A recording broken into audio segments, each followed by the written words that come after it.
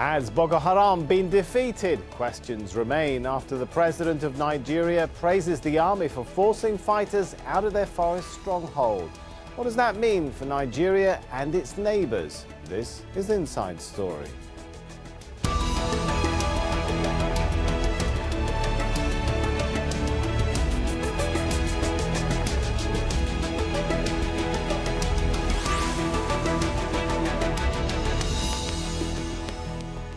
Hello and welcome to the show. I'm Sami Zeidan. Now, the president of Nigeria promised to defeat Boko Haram before 2017.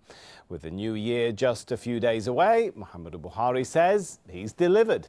Army commanders announced fighters have been forced from all their strongholds. It isn't the first time the government has claimed to defeat Boko Haram, though, and fighters still control large parts of the rural northeast.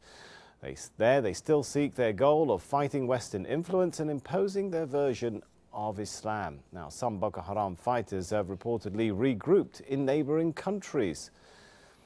President Buhari announced on Saturday Boko Haram has been technically defeated and its fighters are on the run.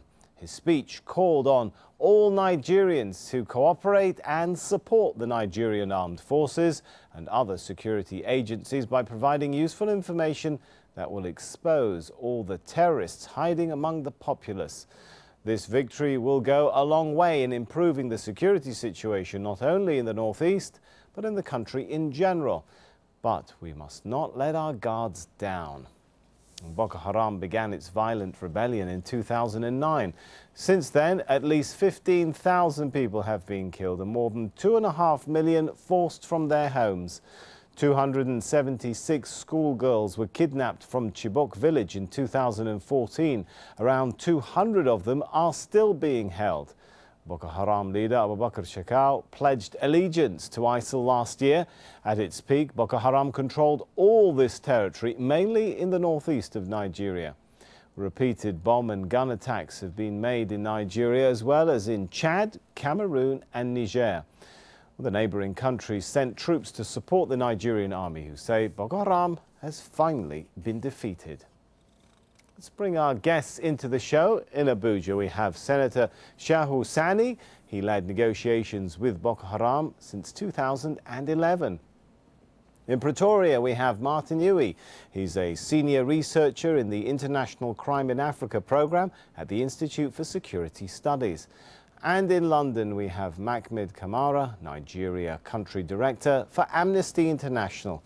Good to have you all with us. If I could start with Shehu. So the Nigerian president hails and congratulates his troops for a great victory. Is the fight over? Is Boko Haram truly defeated? Well, to a large extent, since the coming into power of President Muhammadu Buhari, his government has been able to first push out and then contain and later crushed the insurgency to a large extent. The very fact that when he took over, the insurgents were in control of a large swath of land, hosting their flags and unleashing their version of Islamic rule. That is not the case now. To a large extent, we can see the government of President Muhammadu Buhari has made tremendous progress.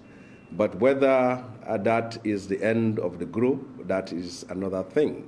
We can see successes has been achieved, but a number of factors will make us to be a bit cautious. One is the very fact that the insurgent group is a multinational armed terrorist group located in Niger, Chad, and Cameroon.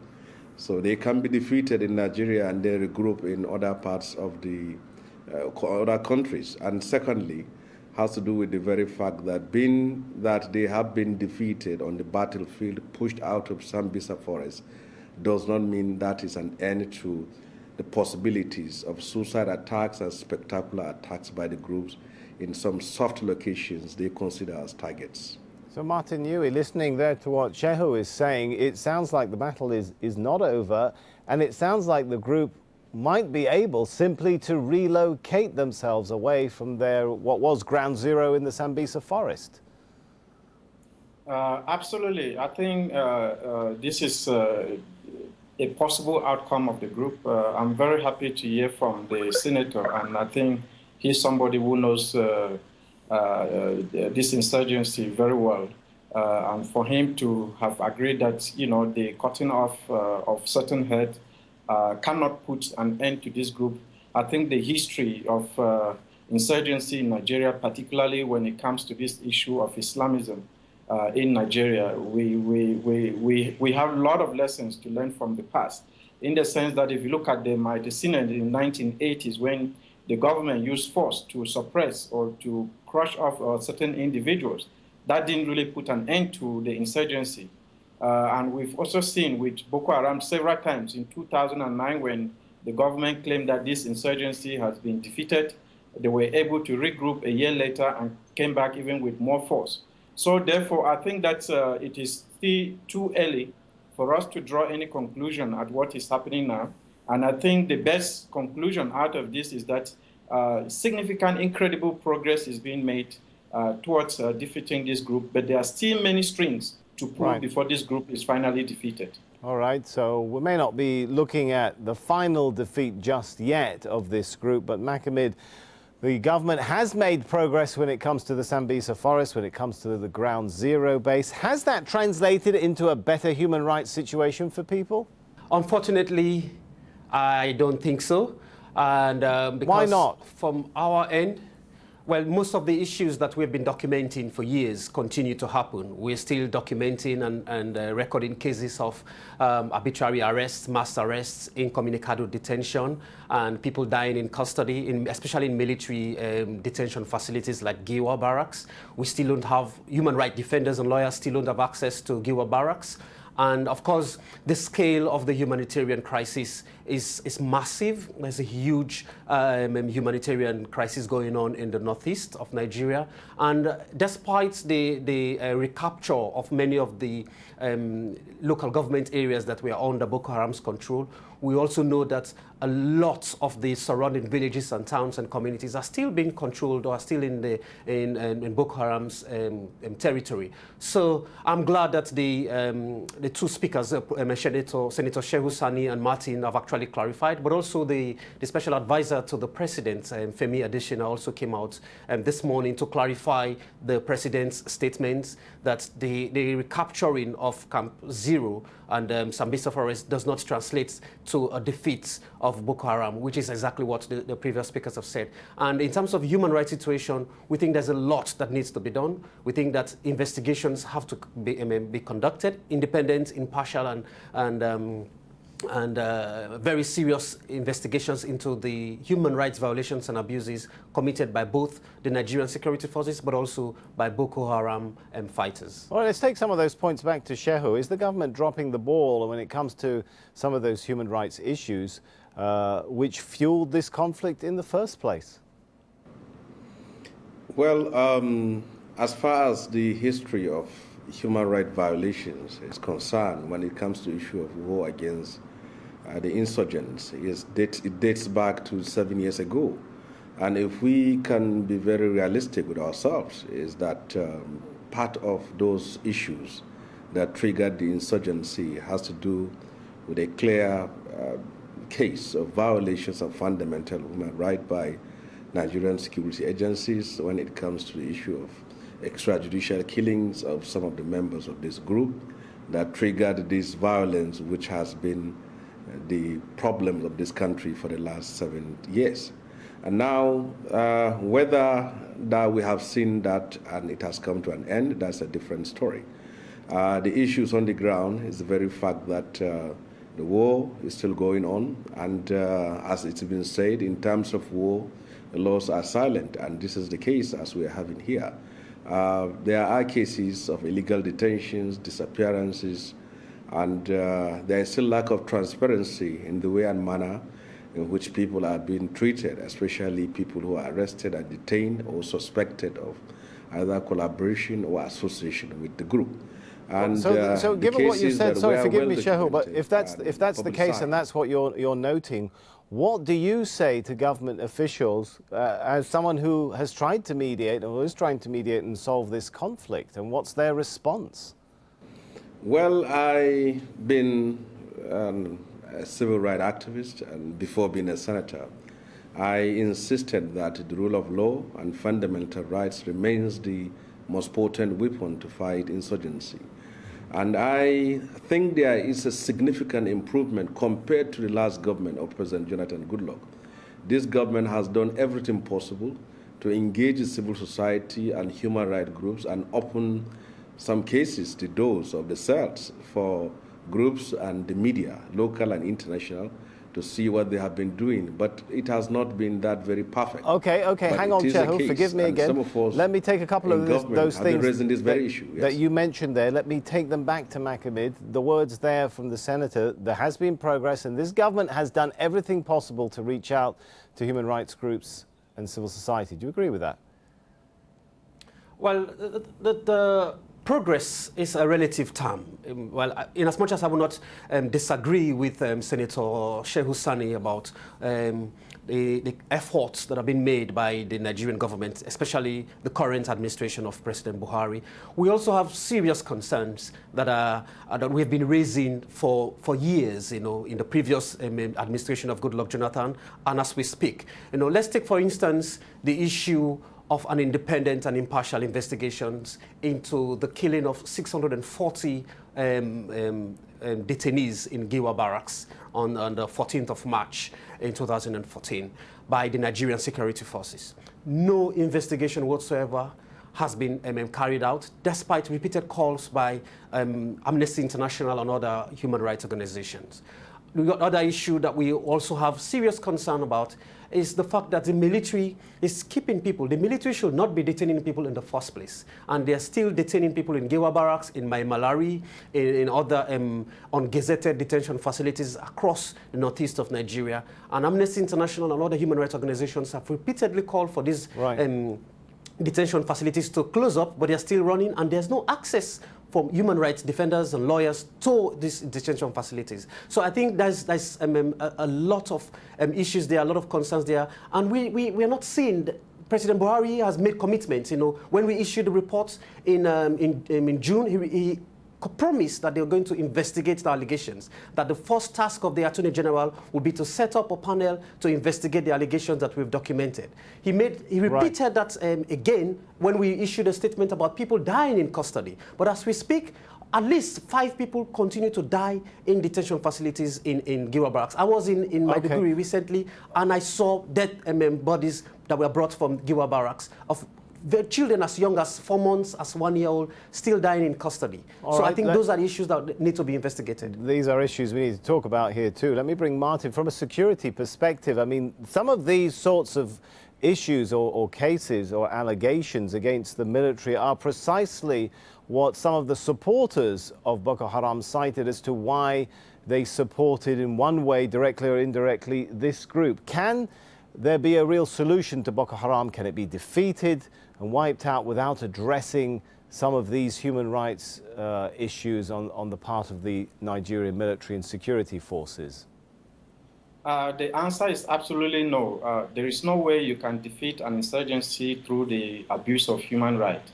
On the contrary, what we have found in the field is that this military approach has the tendency to trigger violent extremism. It triggers recruitment of people into these violent groups such as Boko Haram, as we have seen elsewhere and in many cases in Nigeria. The whole issue about human rights... Hang on, Martin. If there's a possibility they might make a resurgence, where? I mean, what sort of bases, logistical or operational, do they have outside of Ground Zero in Sambisa?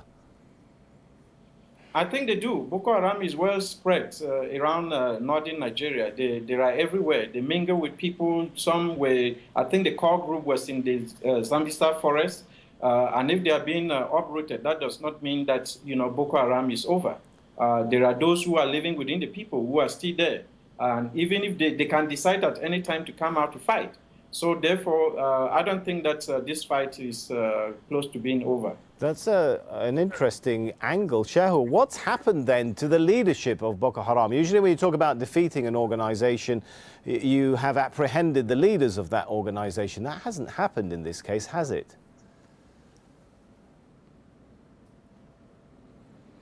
Well, like I've said earlier, the tremendous progress being made was that the Sambisa forest being the harbinger, the breeding ground, and the sanctuary of the group is now taken over by Nigerian security forces, and that is a very significant step.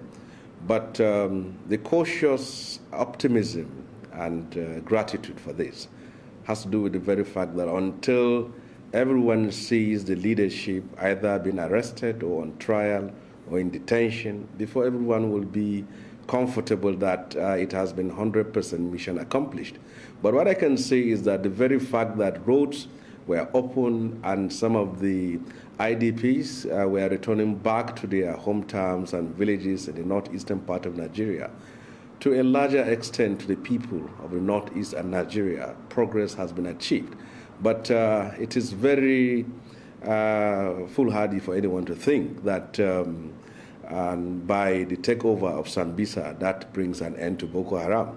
When Shekau and his lieutenants, his commanders, are still at large, and also when the Chibok girls are still not completely been retrieved from the group, I think the issue is still on course. All right, Martin, progress has been made, not to take away from Nigerian authorities on that front, but their leadership still at large, or a lot of them. They do have the abilities, you said, they have other bases. Do you think Boko Haram is just going to change tactics now? And if so, what sort of strategy are they going to go for? I think they will change tactics. And I think what they can do is just to have a little bit of patience. We know very well that the Nigerian military cannot sustain the protection of Sambisa forest for a very long time. That forest is very inhospitable. It's very dangerous. It's a forest that everyone knows how dangerous it is. And I don't think that the military can stay there for a long time, especially if they see no movement from Boko Haram. And the moment they get out, Boko Haram will be back there. So it's really, it's a matter of, patience on the part of the insurgent group to come back. And we've seen that over and over. The past years, the history of the group itself will tell us that this has been a strategy of the group. So I have no doubt that, they could use it again. What I think, and the way we need to look at this conflict, is not really just from the side of Boko Haram. What we should be doing is to be addressing the root causes of this insurgency. Because just cutting off the heads, really we are not tackling the ideological basis. The fact that, this problem has to some extent been the problem of coexistence between Christians and Muslims in northern Nigeria. And if we are able to address that to the extent that, every Nigerian feel a part of the country, I'm sure that, Boko Haram can be defeated once and for all. That's a very important point, and that segues nicely into my next question, which I want to take to Mohammed.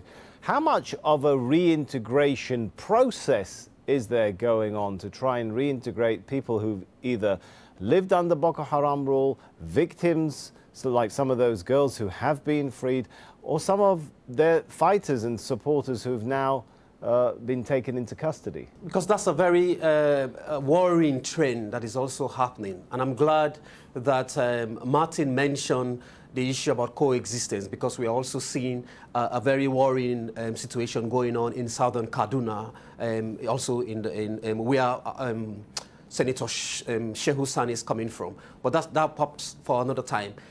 In terms of reintegrating people into the communities, into the societies. When I was in Maiduguri a few months ago, I moved around town and I saw a lot of people, displaced people, people who have been forced to flee their towns, people coming from Banki, from Bama, from Mongono and others, living in Maiduguri. A lot of them are begging.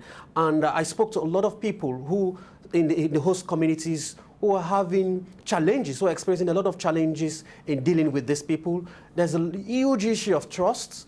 In as much as, yes, there's some kind of improvement in terms of movement, in terms of movement within Maiduguri, there's a reduction in the number of checkpoints. There's a huge issue of trust. The military does not trust these people coming in, and which is why we have a serious problem with the disappearance, with the apparent disappearance of a significant chunk of the Nigerian population in the Northeast. Men and young boys between the ages of 14 and 35 years are disappearing.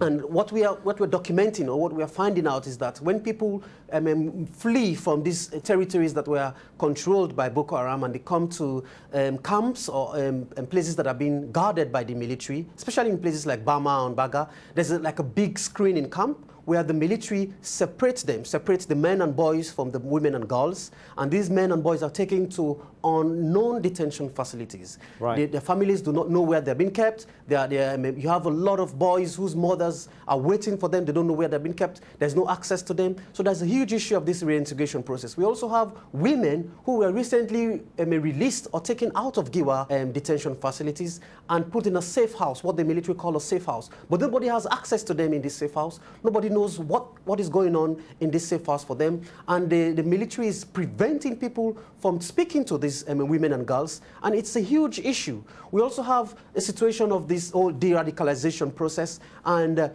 I don't know what assessment has been done on the number of men and boys who have supposedly been de-radicalized. So there are a lot of questions that the Nigerian government All right, let's take some of those answer. questions. There's a lot of issues. As someone who's been involved in the process, do you have any answers to some of those questions of what's happening when it comes to reintegration or people who are being held by the military? Well, to a larger extent, when we're talking of reintegration, we are talking of a number of things.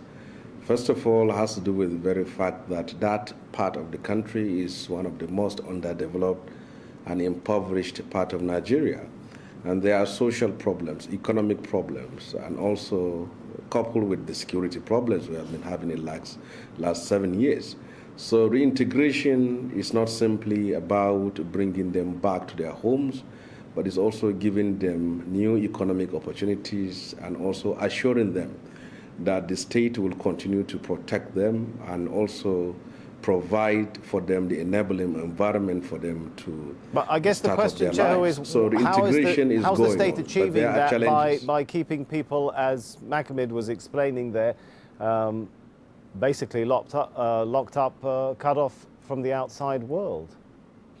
Well, there are two issues here. People who were locked up are serious human rights issues, which I believe Kamara has been able to raise on that, and that is a problem which even from us from the parliament we've been insisting clearly that there is need to respect fundamental rights of citizens, and that is an issue that should be tackled and will be tackled. But what is most important now is that the areas which these groups have been taking over and operating and launching attacks from is now no more a safe haven for them. And also the IDPs that have been camped in some of the cities in the Northeast are gradually returning back to their villages, and that is also a major progress being made. So what is needed now is an economic master plan to restore what has been lost and to see how opportunities will be provided for those who have lost so much in the last 7 years. Okay, Shehu, we have about 30 seconds. We have about 30 seconds left, and I want to ask you very briefly, Shehu, a final point. You were involved in the negotiation process since 2011. Is that still ongoing, or is that strategy, dialogue, negotiating with Boko Haram now completely over?